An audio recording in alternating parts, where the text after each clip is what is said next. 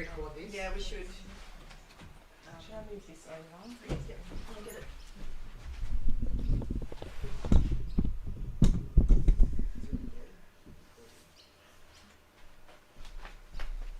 Yes, now we're streaming live, so I think it's recording. Yeah. Has it started? Beautiful. So I'm actually calling this the final talk in our series of See How They Love One Another. Yeah. Because in terms of loving one another, the smallest and most vulnerable people who come along to our gathering are also part of those who we're called to love. And this year we're calling it child protection training, but the reality is that the Catholic Church safeguarding standards have now changed, and they don't just apply to children, they also apply to adults at risk or vulnerable adults. So we're about to have to change all of the wording in our documentation to make sure that it points to are also part of those who we're called to love. And this year we're calling it child protection training, but the reality is that the Catholic Church safeguarding standards have now changed, and they don't just apply to children, they also apply to... All right, I don't want to listen to myself in echo, and nor do you. Is the recording? It was just when she put your PowerPoint up.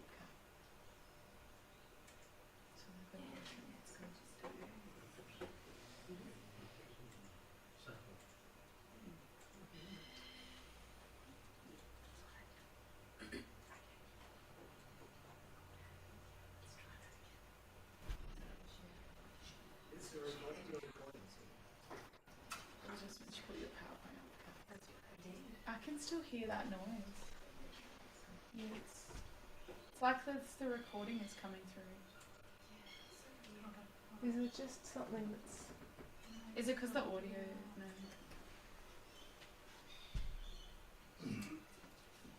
That is bizarre. Is this a speaker on that shouldn't be? Is that...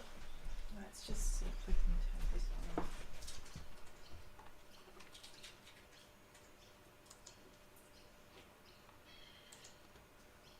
Oh, this keyboard doesn't work.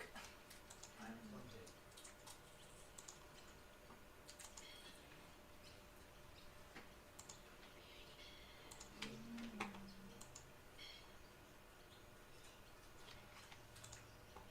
Can you try now? Yeah, that's heaps better. Can I talk now? Yay. Can I have the next slide then, please, Therese? So basically what I'm going to do is run us through our Disciples of Jesus child protection policy without taking it too fast. And then because what we're supposed to have, according to our child protection policy, is annual scenario-based training, I've got some multiple choice questions that we'll go through. Can I have the next slide then, please, Therese? Wow. So basically what I'm going to do Can we shut off the is run us through our Disciples of Jesus child protection policy Where's it coming through? without taking it too fast. And then because what we're supposed to have, according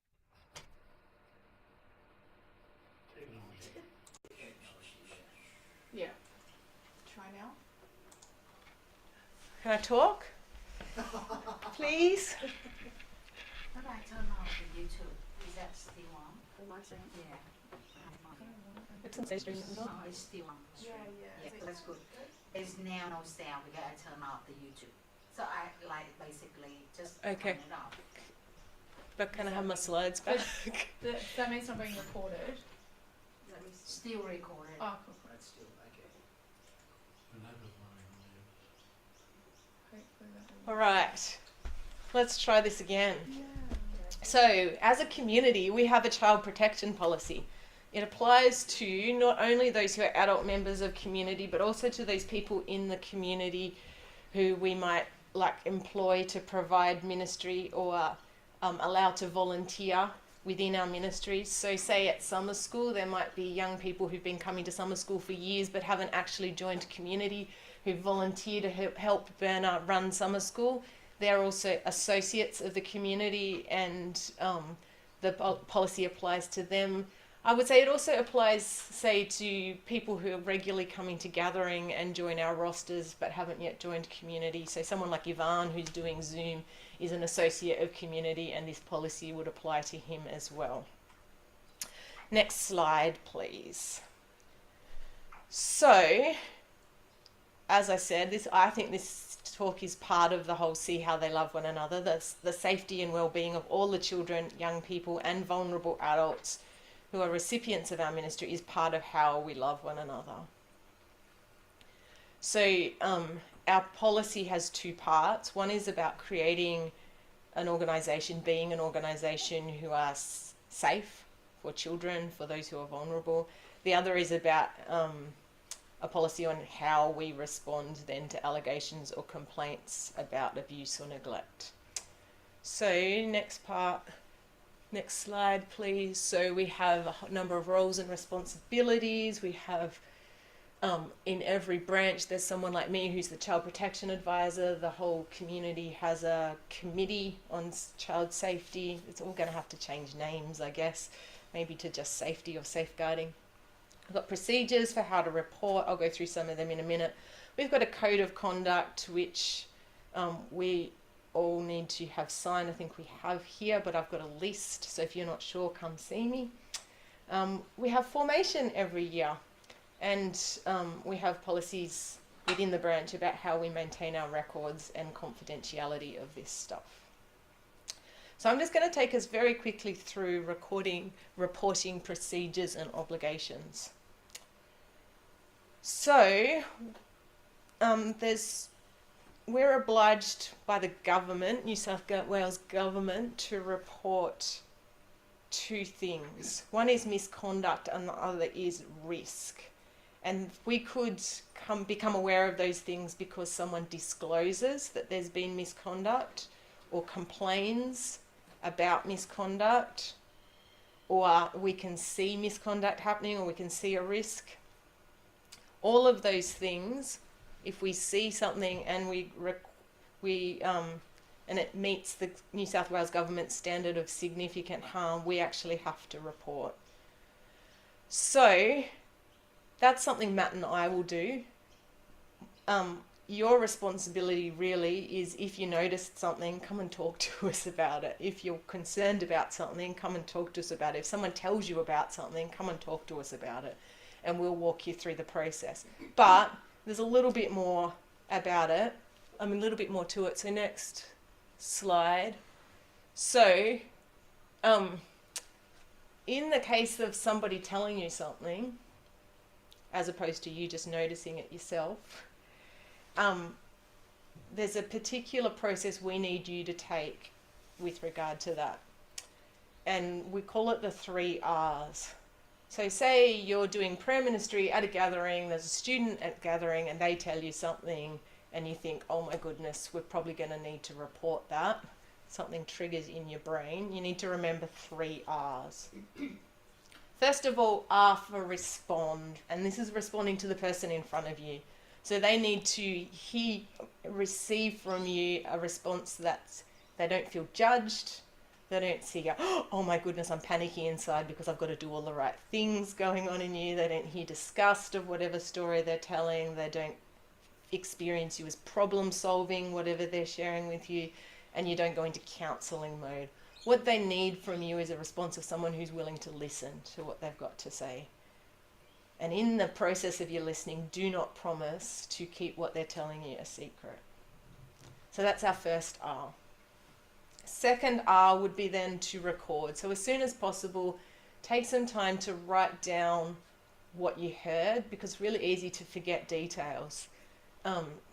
Teresa's suggestion is, sneak out to the toilet afterwards and make some notes on your phone, or grab a serviette or something like that and scribble some notes. But important details get down so that when you have to tell somebody, you've got them and they're not like, oh, I think she said it was next door. Maybe it wasn't a next door neighbour.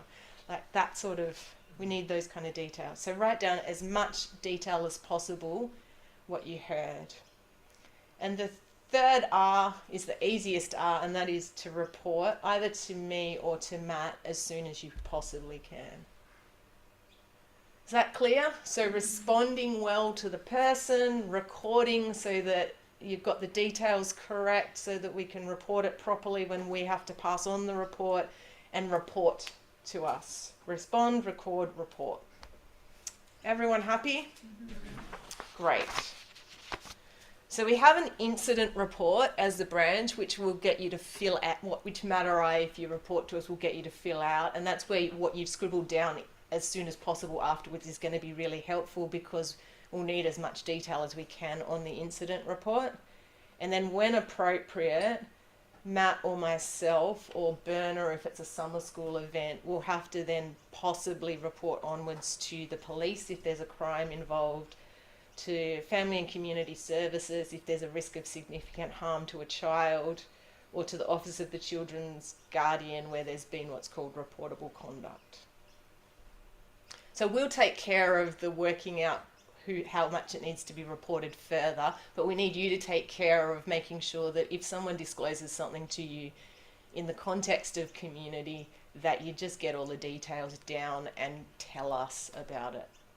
Is that everyone happy? It's fairly straightforward what we need you to do. Thank you. Next slide, please. Okay, so alongside that, we have a code of conduct for those of us I mentioned at the beginning, for those of us within community and those who are associates of community. So those adults authorised by community to help us in ministries or activities.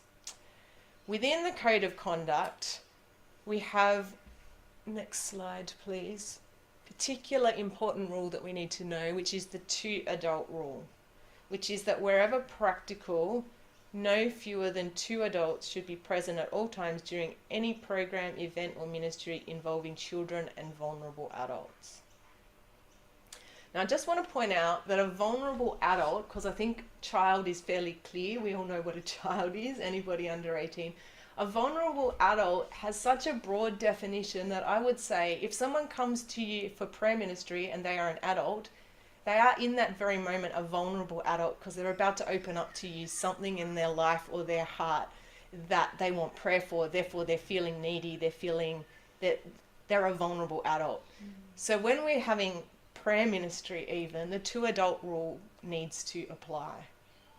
Does that make sense?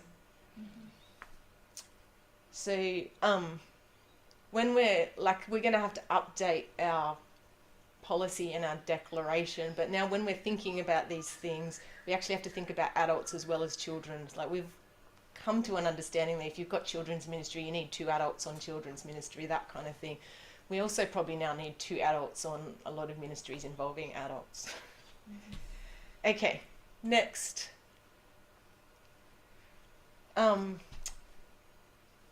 We also, as a branch, require working with children checks for those who do any ministry directly with those who are under 18. So particularly if we've got children's ministry at this branch, but also if you're going to summer school on a prayer team, you need to have a working with children check, because they're under 18s who go to summer school and are therefore going to line up for prayer ministry. So It's actually not technically correct. Okay. At summer school, there's certain roles where you need to have a working with children check. But basically, within our community ministries, the thing we've also got to gear up for is when they change the policies, eventually at state level, I suspect that working with children is going to go to what other states have, and it'll be a working with vulnerable people check. So then it's going to apply across the board. So we probably just need to be mentally aware of that. Next slide, please.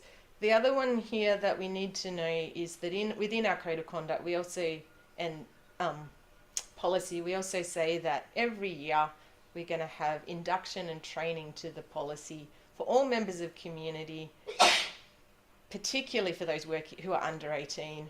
We'll have more specific induction and training, like summer school has its own. But every year we're supposed to update and have some scenario-based training. So here comes the scenario-based training. Meet Casey. Hi, Casey. Casey's 17. She's a student here at Campion. Maria will bear me out that Campion has students here who are under 18, sometimes as young as 16.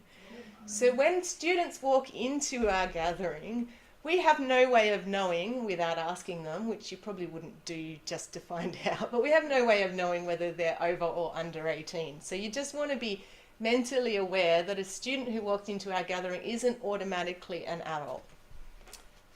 Okay. Is this going to be a really full-on case study? No, I don't think so. I had a debrief note on my phone from last year that you needed a trigger warning last year, so I'm just checking. Oh, there might be a trigger warning for a later one, but yeah, maybe. Trigger Trigger warning warning potentially applied. coming up, but it's not. Anyway, so next slide. This is just information. So, when we did a risk assessment for moving to this venue, we came up with a few important things. So we looked at and we said, well, the well-being of students who come to our gathering is our responsibility. So we want to keep an eye out for anything that might concern us. Like if we have older visitors at our gathering who are talking to students, we might want to keep an eye because they're our visitors at our gathering and the Campion is our hosts. So we as a branch are responsible for the interactions of both. So we just want to be keeping an eye out. We don't always know our visitors and where they're from. We don't always know the vulnerabilities or the age of the students who are around us. So we want to be just aware that we might be dealing with under 18s here, and we are responsible potentially to Campion for who we introduce into their venue. We also want to say that we as a branch wouldn't wander off into the areas of Campion, beyond the areas of Campion that we're hiring, or leave large group visibility. So rooms for the gathering, room where we have a cup of tea, like I wouldn't go off by myself beyond those spaces without staying within a space where people could see me, unless there's a really good reason. We just want to be super aware. You might get stuck in an awkward situation. And we want to be aware if kids come to our gatherings too, like do we know where they are and who's talking to them. And the other thing we want to be aware of when we're inviting students to events, apart from gatherings which are on campus, that they might be under 18 and it may or may not be appropriate for us to be inviting them. So you might want to find out age before you start inviting students to events off this venue, if that makes sense. Especially like, we're having a Sabbath meal, invite them along, that's very nice. Then we start serving alcohol, it's a 16-year-old, we didn't know, just a little bit on the awkward side. Okay, so we're going to come back to Casey. So next slide, please. You already feel sorry for Casey? Casey asked for prayer ministry. There's no trigger warning yet. Should you? A, agree enthusiastically, put your hand on her shoulder and start praying in tongues. B, look for a second person to join you in praying for her, preferably a woman. C, take her somewhere quieter where no one can see if she cries. D, look for a box of tissues. E, there might be more than one right or wrong answer here. E, ask if she's over 18 and insist on getting her parents' permission to pray over her. B. B. B. B. And Also maybe D. also an option. B or D might be an option. And E might be an option.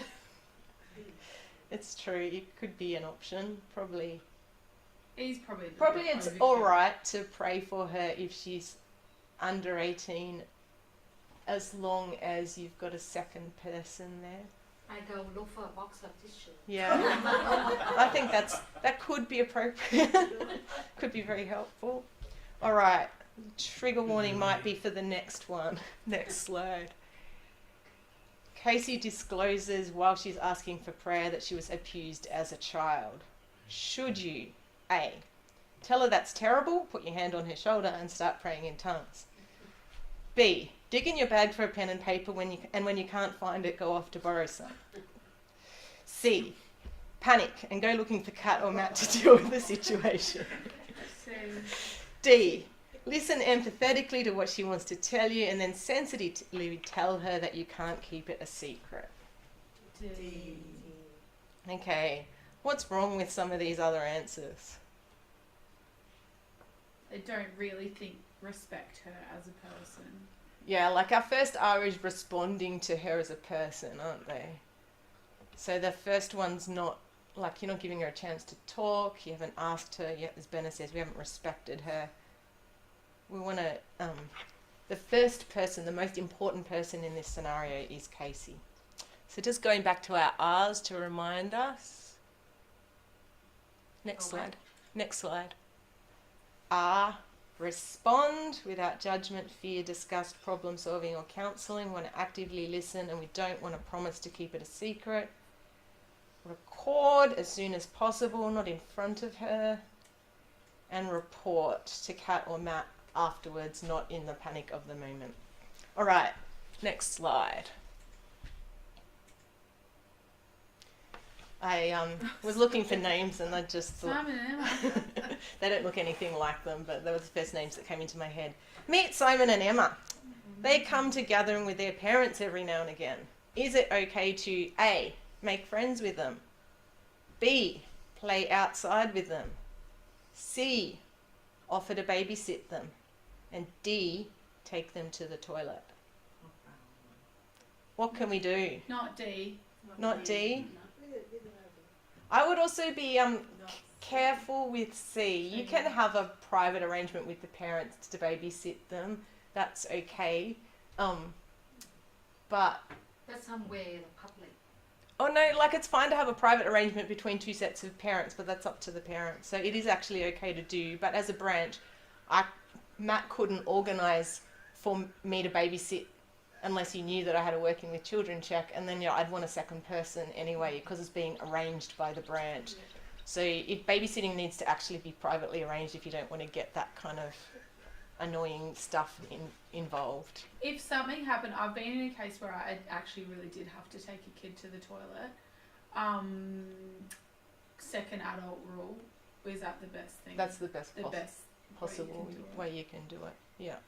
So yeah, we might get stuck in lots of these situations. Do the best we can. Try for the second adult. Or at the very most, very open Yeah. doors Yeah. and Make stuff. Yeah. All right. Next. Who can do children's ministry with Simon and Emma when they come to gathering? A, their parents. B, any adult covenant member of community. C, any 2 covenant members of community. D, 2 adults with current working with children checks. D. D, well, I think E is probably more correct because as a branch, we don't want to be people to be doing children's ministry unless they're in the branch. So we want to add like 2 adults in community with working with children checks. Or A's fine as well. Their parents can also look after their own children. Okay. Where can we take Simon and Emma for children's ministry? A, anywhere as long as there are 2 of us. B, outside where what we do is visible. C, to another room so we're not noisy. D, down the road for ice cream. I like ice cream. Ice cream as long as there's 2 adults present and you have permission to drive them. Driving becomes complicated, so I wouldn't go there. We haven't got permission to drive them, so no. Oh, that's cheating and driving. What about walking them to the ice cream shop? To the shop for ice cream. Look, I wouldn't advise it because we want to like keep stuff visible. You know, we had that I'd in our community before, that Faye and Maria. Yeah, it was across the road. It was fairly visible. Yeah. That's different to here, where down the road for ice cream is off the venue and stuff. If there was an ice cream truck out the front there and you could see it happen, it's a different game. This venue, I don't think. We had a room, for instance, for kids. They could, 2 of them could take them to another room. Yeah. So there has to be 2. There has to be 2 with working with children checks. If the parents agree, If the parents agree. you take them down the road. For You could take them down with the parents' agreement if you're walking. Yes, it's visible. Yeah, but But there has to be 2. there has to be 2. All right, one last. I thought I'd stick a vulnerable adult into the mix here. I just Meet Justin. He's just in case. Age, Just in case you need an example. yeah. Age 53, he's unemployed. He comes to a gathering and he asks for prayer ministry. Should you, A, agree enthusiastically, put your hand on his shoulder and start praying in tongues? B, look for a second person to join you in praying for him? We like that one. Well, I just thought, let's be consistent here. C, take him somewhere quieter so you can hear him properly. D, ask someone to join you as a catcher. B. B. All right, trigger warning for this one too. Justin discloses that he was abused. Should you? It's going to look fairly familiar. A, tell him that he's terrible, put your hand on his shoulder and start praying in tongues. B, ask if he's reported it, and if not, tell him to go to the police. C, ask him for all the details so you can write an accurate account later. D, listen empathetically to what he wants to tell you and then offer him unbound prayer ministry.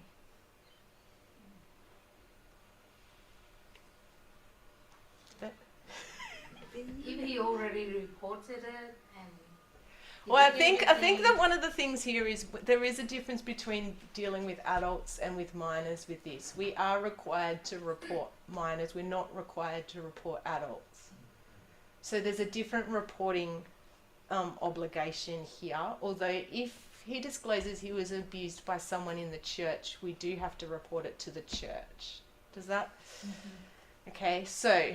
obviously, telling him that is terrible and starting to pray straight away is not going to be helpful. Asking if he's reporting it might be part of the conversation. It doesn't have to be part of the conversation. We don't need to know whether he's reported or not because he's an adult. But it could be a helpful thing to do as part of the conversation. And even offering to go to the police with him could also be a helpful thing to do. But it's not a necessary part of how we would minister to an adult. Asking for all the details so you can write down later obviously is not appropriate. I would definitely still write it down, even though he's not a minor. We'd still need to have an incident report so that if he comes back and says this happened and that happened, we've got your account of what happened when you did pray with him and when you told him, when he told you. Listen to what he wants to tell you and offer him unbound prayer ministry. There's absolutely nothing wrong with that, but if you're not trained in unbound, there is something wrong with that. Yeah. What I should have had was an E somewhere there. Even if you feel really confident in praying with him, we still need to get a second person because he's a vulnerable adult. So, last slide. Okay, have you signed the declaration? It applies to community members and those who are with us regularly and serving on rosters or helping out. I made a little list. Do we have to do it every year? No, you only have to have signed it once. If you have already signed it, you are off the hook there. If not, grab me afterwards because I can give you my phone and you can click the buttons and sign it online. Doesn't take very long. The other question I have is, do you have a current working with children check? Sue-Lin gets all the points because she emailed me like last week to send me her new working with children checks. So I've crossed her name off my list of people with expired working with children checks. But I just did a check and there are a lot of people in this branch whose working with children checks have expired, which is fine. I just need to know if it's expired and you're not planning to renew it, that's the case. And then I won't chase you again. But we probably won't chase you to do children's ministry or prayer ministry for things either. All right. So thank you, everyone. I hope you feel up to date and know what you will do. If there is stuff you're unclear on, please come and see me and get clear on it, because it's not good to have a child protection update which leaves you feeling confused about what you need to do. Thanks, Kat. Good job. Thank you.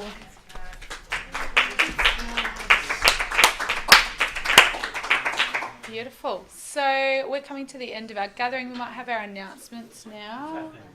Oh, actually, while they're stuck around, let's pray with the tithing. So